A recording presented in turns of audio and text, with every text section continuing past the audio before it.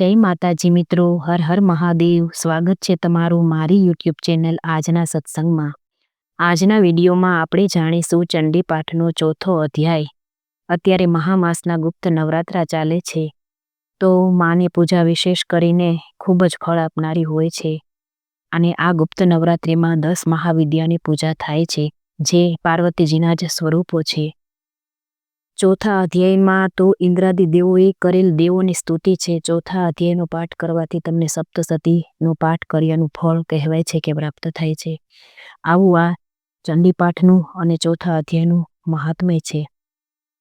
તો ચાલો આજે આપણે કરીએ ચોથા અધ્યાયનું શ્રવણ। જો તમને મારો વિડીયો પસંદ આવે તો લાઈક કરજો, શેર કરજો અને સબસ્ક્રાઈબ કરજો અને બેલ આઇકોનનું બટન પ્રેસ કરી તમને સંપૂર્ણ માહિતી તુરંત મળે એવું કરજો। જય માતાજી મિત્રો। ચોથો અધ્યાય ઇન્દ્રાદી દેવોએ કરેલ દેવીની સ્તુતિ।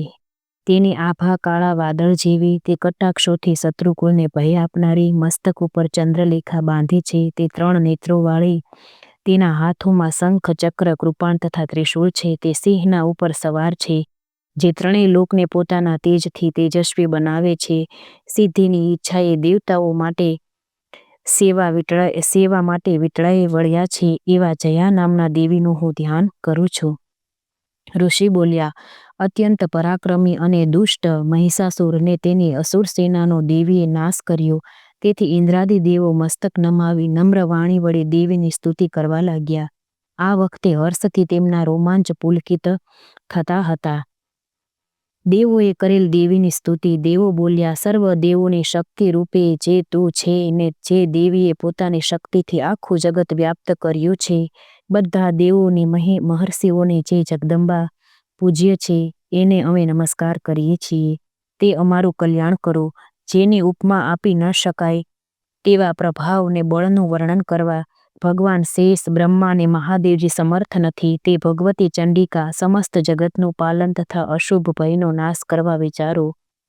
જે પુણ્યાત્માના ઘરમાં લક્ષ્મી રૂપે, પાપીઓને ત્યાં દરિદ્ર રૂપે, શુદ્ધ અંતઃકરણવાળા માનવીના હૃદયમાં બુદ્ધિ રૂપે, સત્પુરુષોમાં શ્રદ્ધા રૂપે, કુલીન પુરુષોમાં લજ્જા રૂપે નિવાસ કરે છે, તે દુર્ગા દેવીને નમસ્કાર કરીએ છીએ। હે દેવી, તમે સમસ્ત જગતનું પાલન કરો। સર્વના આશ્રય રૂપ, તમારું કલ્પનામાં ન આવે તેવા રૂપનું, અસુરોનો નાશ કરવા કરેલા પરાક્રમનું, દેવોને દાનવો આગળ પ્રગટ કરેલ અદ્ભુત ચરિત્રનું અમે કઈ રીતે વર્ણન કરીએ? તમે જગતની ઉત્પત્તિનું કારણ છો। તમારામાં સત્વ, રજો, તમો ગુણ છે, છતાંય દોષો તમને સ્પર્શી શકતા નથી। ભગવાન વિષ્ણુ, મહાદેવ આદિ દેવો તમારો પાર પામી શકતા નથી। તમે જે સર્વના આશ્રય રૂપ અને આખું જગત તમારા અંશભૂત છે, તમે આદ્ય અવિકૃત પરમ પ્રકૃતિ છો। દેવી, આ બધા યજ્ઞોમાં જેના ઉચ્ચારણથી દેવતાઓ તૃપ્તિ પામે છે, તે સ્વાહા તમે છો। તે ઉપરાંત પિતૃઓની તૃપ્તિનું કારણ પણ તમે છો, માટે લોકો તમને સ્વધા કહે છે। હે દેવી, જે મોક્ષની પ્રાપ્તિનું સાધન છે, અચિંત્ય મહાવ્રત સ્વરૂપ છે, દોષો રહિત જીતેન્દ્રિય તત્વને સારરૂપ માનવા વાળા તથા મોક્ષની આશા રાખનારા મુનિજન જેનું ચિંતન કરે છે, તે ભગવતી પરાવિદ્યા તમે જ છો। તમે જ શબ્દ સ્વરૂપ છો। અત્યંત નિર્મળ ઋગ્વેદ, યજુર્વેદ, અથઃ ઉદ્ગથના મનોહર પદોના પાઠવાળા સામવેદના આધાર તમે જ છો। તમે જ 3 વેદ અને ભગવતી છો। આ વિશ્વમાં ઉત્પત્તિ, પાલન અને આજીવિકા રૂપે પ્રગટ થયા છો। તમે જ જગતની સમસ્ત પીડાનો નાશ કરનારા છો।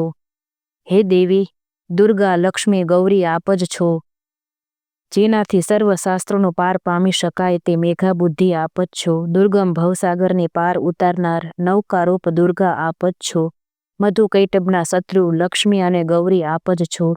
હે દેવી, આપનું મુખ મંદ હાસ્યથી શોભતું, પૂર્ણ ચંદ્રબિંબને અનુસરતું તથા સુવર્ણ કાંતિને ઝાંખું પાડનાર છે, છતાં મહિષાસુરે આપના પર પ્રહાર કર્યો એ આશ્ચર્યની વાત છે।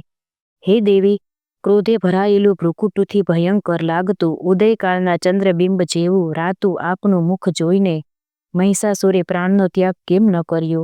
તે અત્યંત વિચિત્ર છે, કેમ કે ક્રોધાયુક્ત યમરાજના દર્શન થતાં કોણ જીવી શકે? મનવાંછિત ફળ આપનાર છો। હે દેવી, આપ પ્રસન્ન થતાં કલ્યાણ કરો છો અને કોપાયમાન થતાં કુળનો નાશ કરો છો। તે હમણાં મહિષાસુરના સૈન્યનો નાશ કર્યો ત્યારે જાણ્યું। હે દેવી, આપ જેમના પર પ્રસન્ન થાવ છો તે પ્રતિષ્ઠિત થાય છે, તેમને ધન અને યશ પ્રાપ્ત થાય છે, તેના ધર્મમાં કદી શિથિલતા આવતી નથી. સુપુત્ર, પત્ની ને સેવકો સમૃદ્ધિવંત થઈ કૃતકૃત્ય થાય છે. હે દેવી, તમારી કૃપાથી પુણ્યાત્મા પુરુષ રોજ ઘણી શ્રદ્ધાથી ધર્મમય કાર્યો કરે છે અને તેના પ્રભાવથી સ્વર્ગ લોકમાં જાય છે. તેથી તમે ત્રણેય લોકમાં મનવાંછિત ફળ આપનારા છો. મા દુર્ગા, તમારું સ્મરણ કરતા પ્રાણી માત્રના ભયને હરો છો ને સ્વસ્થ પુરુષોથી સ્મરણ થતા તેમને પરમ કલ્યાણ કરનારી બુદ્ધિ આપો છો. દુઃખ, દારિદ્ર્ય અને ભય હરનારા તમારા સિવાય બીજું કોણ છે, જેમનું ચિત્ત બધા ઉપર ઉપકાર કરવા દયાળુ રહે છે. હે દેવી, અસુરોના સંહારથી જગતને સુખ થાય એ અસુરો હંમેશા નરકોમાં રહેવા માટે પાપ કર્મો કરતા રહે છે ને યુદ્ધ ભૂમિમાં મૃત્યુ પામીને સ્વર્ગ લોકને પામે. આવા 3 પ્રકારના હેતુને મનમાં ધારીને તમે શત્રુઓનો નાશ કરો છો. હે દેવી, આપ અસુરો પર શસ્ત્રોના પ્રહાર શા માટે કરો છો? દ્રષ્ટિપાતથી તેમને કેમ ભસ્મ નથી કરતા? પરંતુ તેઓ તમારા શસ્ત્ર પ્રહાર વડે પવિત્ર થઈને પરમ ગતિને પામે. આવી રીતે આપની બુદ્ધિ શત્રુઓ પ્રત્યે કલ્યાણકારી જ છે.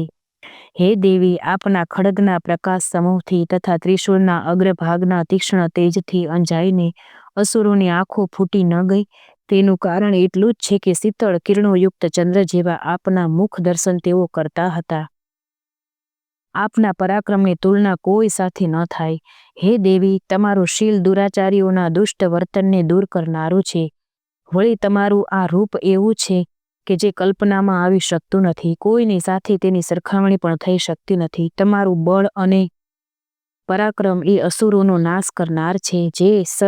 જે અસુરોએ દેવોના પરાક્રમનો નાશ કર્યો હતો, આ પ્રમાણે તમે શત્રુઓ ઉપર દયા કરી છે. હે દેવી, આપના પરાક્રમની તુલના કોની સાથે થઈ શકે તેમ છે? શત્રુઓને ભય પમાડનારું આપનું ઉગ્ર રૂપ બીજે ક્યાંય જોવા મળે તેમ છે? હે દેવી, ચિત્તમાં અને યુદ્ધમાં નિષ્ઠુરતા ત્રણેય લોકમાં એવી એ બાબતો તમારામાં જ જોવા મળે છે. હે દેવી, આપે શત્રુઓનો નાશ કરી ત્રણેય લોકનું રક્ષણ કર્યું છે.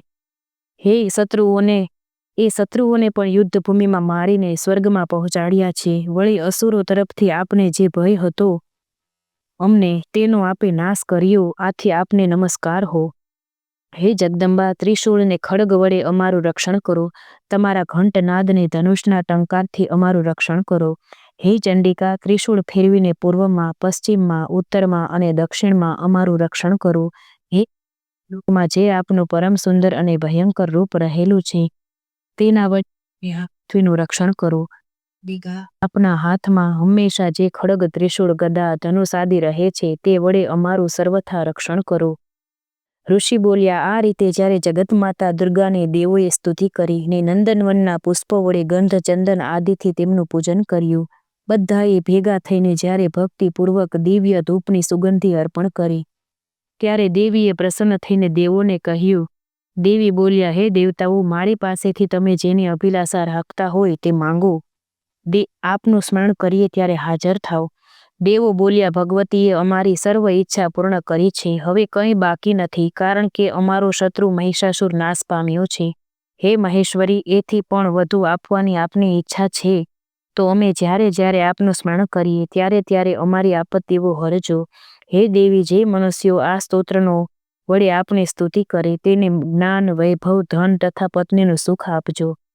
અને જેમ અમારા ઉપર પ્રસન્ન રહો છો તેમ તેના ઉપર પણ રહેજો. ઋષિ બોલ્યા, હે રાજન, દેવોએ જગત માટે તથા પોતાના માટે દેવીને પ્રસન્ન કરીને વરદાન માંગ્યું. દેવીએ તથાસ્તુ કહીને અંતર્ધ્યાન થઈ ગયા. હે રાજન, ત્રણેય લોકનું હિત કરનારા એ દેવીએ દેવોના શરીરમાંથી જે સ્વરૂપે પ્રગટ થઈ જે કાર્યો કર્યા હતા તે બધું મેં તમોને કહી સંભળાવ્યું. દેવો ઉપર ઉપકાર કરનારા એ દેવી દુષ્ટ અસુરોને શુંભ નિશુંભના વધ માટે તથા જગતનું રક્ષણ કરવા માટે ફરીથી ગૌરીના દેહમાંથી પ્રગટ કેવી રીતે થયા તે કથા હવે હું તમને કહું છું, તે તમે સાંભળો. ઇતિ શ્રી માર્કંડેય પુરાણે સાવર્ણિકે મન્વંતરે દેવી મહાત્મયે શક્રાદિ સ્તુતિ નામ ચતુર્થો અધ્યાયઃ. બોલો નવદુર્ગા માત કી જય. મા 10 મહાવિદ્યા માત કી જય. યા દેવી સર્વભૂતેષુ માતૃરૂપેણ સંસ્થિતા નમસ્તસ્યે નમસ્તસ્યે નમસ્તસ્યે નમો નમઃ. બોલો પોતપોતાના કુળદેવી માતની જય, મા નવદુર્ગા માત કી જય. મિત્રો, મને સાંભળવા માટે ધન્યવાદ. હું આશા રાખીશ કે તમને મારો વિડીયો પસંદ આવે. જય માતાજી.